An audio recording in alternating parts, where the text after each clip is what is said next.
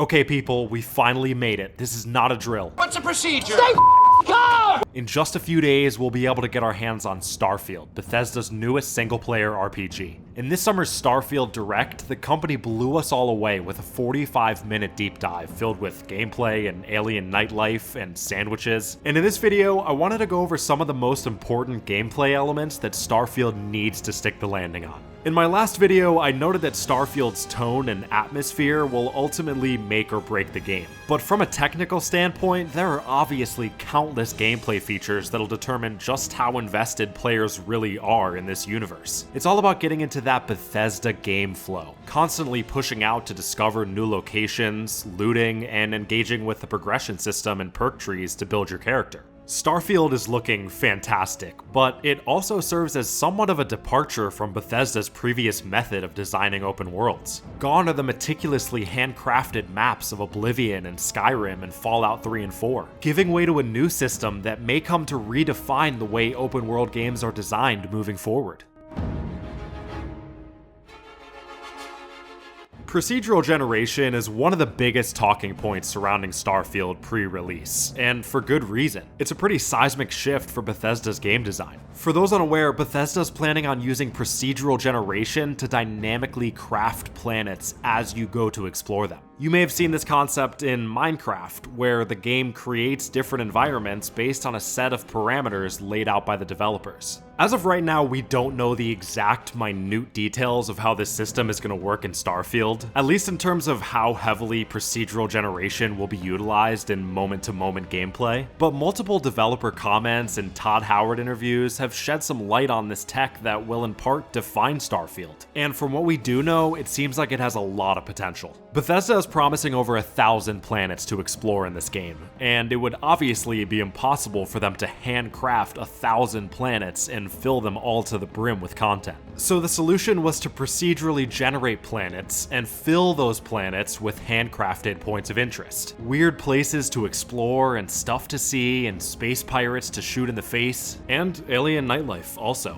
Comment down below what these guys are listening to. E.T.'s gonna be out here getting down to some P. Diddy or some shit, I don't know. But it is a really interesting method of world creation for an RPG, and one that we haven't necessarily seen to this degree in the open world genre. For years now, Bethesda's bread and butter has been their immersive worlds and how memorable the handcrafted content within those worlds has been. I can close my eyes and picture every inch of Skyrim, every landmark and city and town and little armpit of this world, everywhere except the Cloud District, cause, I don't get there very often. And you might be able to say the same thing about Skyrim, or the Commonwealth, or the Capital Wasteland, or Cyrodiil. But the intricate nature of Bethesda worlds is probably going to feel a lot different stretched out to this scale. There will of course be fixed planets and locations, like those of the massive cities, and probably a lot of other quest-related content. I think it's safe to assume that a lot of the locations tied to the main story and faction quests will be largely static and feel closer to the handcrafted Bethesda worlds of old. But for the optional exploration and side content that's clearly a big focus of this game, that won't be the case. Your experience on that one planet in that one solar system won't be exactly the same as your friends, which we can see exemplified in this short clip from the Direct. And while that's kind of a scary thought for Bethesda fans, I think it could really work. There's beauty in the idea that every single playthrough of Starfield is truly unique, from player to player and save file to save file. It's the way we've always described Bethesda games cranked up to an even greater degree, because not only can your build, playstyle, and narrative decisions change, but now the game world can too. And it's worth mentioning that Bethesda has implemented procedural generation in their games before with stuff like Radiant quests, so they do have some experience with AI-generated content. The success of this system will be highly dependent on how much variation there is among the points of interest that'll be popping up across the galaxy. An overabundance of landmarks and locations that are extremely similar to one another would make exploration feel really repetitive and inconsequential. But based on Todd Howard's quote that Starfield has more handcrafted content than any other game in the history of Bethesda, it's sounding like there will be a wide variety of points of interest. This new system could mark the beginning of a major shift in open world game design, one where developers are able to create much larger, limitless worlds that retain the same level of intricacy through AI and advanced generation.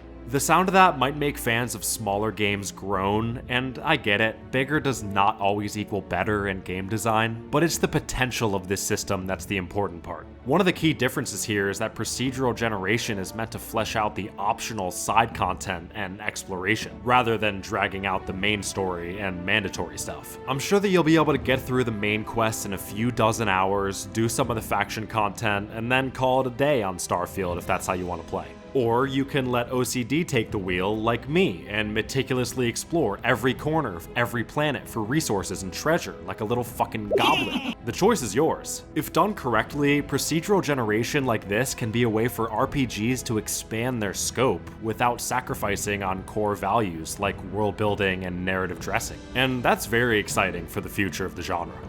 So far we've seen 4 major cities in Starfield: New Atlantis, Aquila City, Neon, and Cydonia. Additionally, we've seen faction locations and some other interesting areas, both in space and planetside.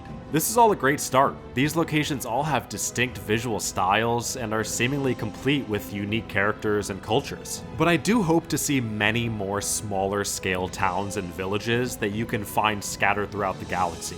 Little micro-societies and towns can add more substance to a game world on top of the main cities and faction locations. And a lack of smaller villages was a problem in Bethesda's last game, Fallout 4. Fallout 4 did have some awesome locations like Diamond City, but it also replaced what would have been traditional Bethesda towns with largely empty points of interest and terrain to use for settlement building. While settlement building can be fun, it wasn't necessarily immersive in the same way that handcrafted, fleshed out towns can be. You would build up a space and recruit NPCs to come live there and harvest nuclear corn or some shit, and then move on to the next location that needed renovating. It was fine, but it felt very video gamey, like the game was giving you the tools to shape the world in your own image, rather than providing you with more unique towns and memorable characters. It did fit with Fallout's larger theme of rebuilding society, but a lot of players considered it to be somewhat of a step backwards in terms of Bethesda's curated presentation of their marquee universes. Starfield has an even deeper settlement building system that looks much more intuitive and feature complete.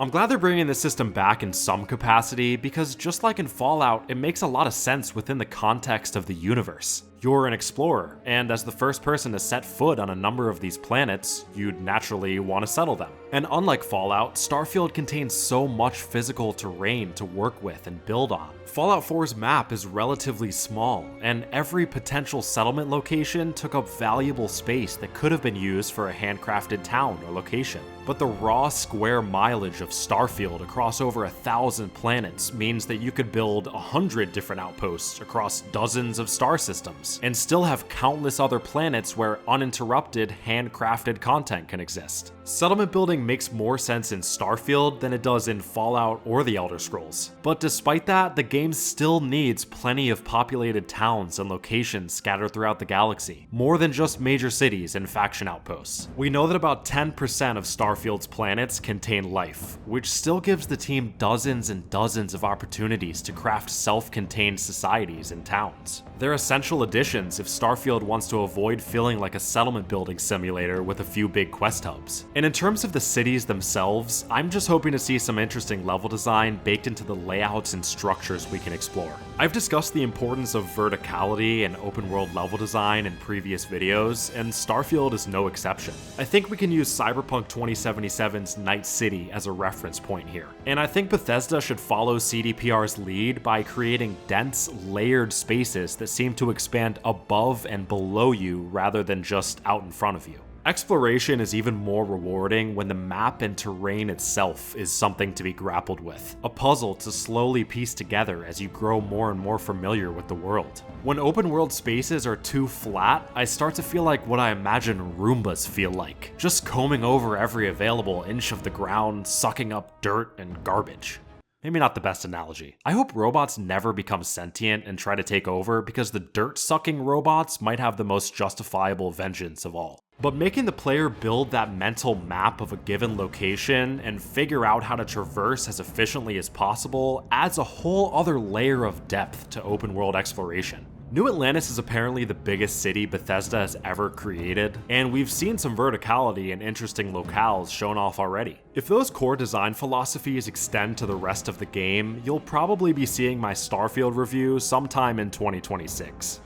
Leveling systems are important in any RPG, and they've played a significant role in fans' opinions about each and every Bethesda game. Many consider Oblivion and Fallout 3's level progression to be next to perfect, and Skyrim's streamlined system was approachable for casual players while maintaining enough depth for most hardcore fans. Fallout 4's progression was a bit more divisive. By 2015, people were really missing the skills that were a key component of the older systems, and felt as though the game was no longer an RPG and instead more of an action-adventure shooter hybrid. Skills and perks being kind of muddled together gave the progression a weird feel and made a lot of the perks necessary stat upgrades rather than new, fun, optional ways to play. Starfield is, once again, doing things a little differently. When you create your character, you'll have the option to choose a background that comes with 3 different skills. Lucky for me, I already have mine locked in. Additionally, you can pick up to 3 optional traits, each with specific advantages and disadvantages to customize your character further. This is all great for both build crafting and roleplaying. Backgrounds have been a highly requested feature among Bethesda fans that prefer heavily role-playing over, like running around, killing everyone, and stealing everything in sight, and traits take that further. So the role-playing elements are looking more expansive than ever,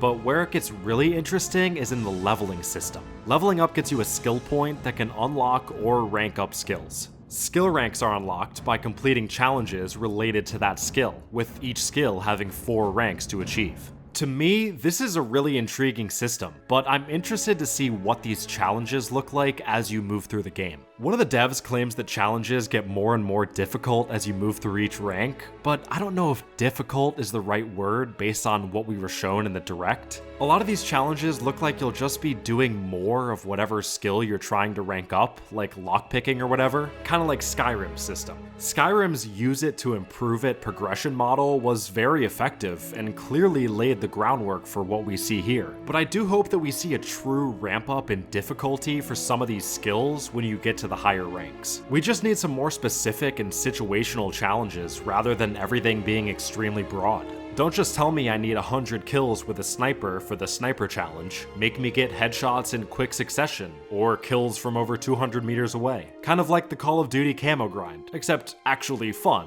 and rewarding. I understand that some challenges surrounding stuff like lockpicking have to be broad, but for combat-based skills and other unique ones, we need more specific tasks. You obviously don't want to make it too grindy either, but there's a perfect little sweet spot between COD Camo Grindfest and brain-dead busy work that might as well not exist. If these challenges just end up being a different version of Skyrim's use it to improve it system, that would be fine. I mean, it works, but I think this progression model has more potential than that. They have an opportunity to really spice up both the gameplay and leveling system with some truly unique and gratifying challenges and objectives, and I hope that the concept is fully explored.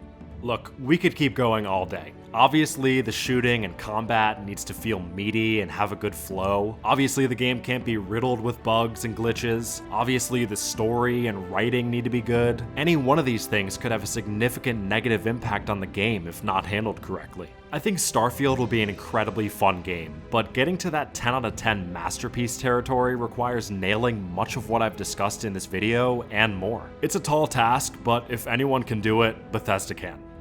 And FromSoft could do it too. And Rockstar could probably do it. Nintendo could do it. CDPR is doing it in like a month. Shit, man, Witchbeam could do it. I love these guys. But this is the part where you go to the comments and tell me your thoughts on Starfield. What are some of your excitements or concerns around the game? And how did the Direct make you feel better or worse about them? Let me know down below. And on your way down there, don't forget to drop a like on this video and subscribe for more RPG content like this. Next up is the full review for Starfield, and I got some interesting Bethesda and open world game stuff on the way after that, so stay tuned. I'm gonna get back to frantically trying to finish Tears of the Kingdom before Starfield takes over my life. Until next time, this is Yags, signing off.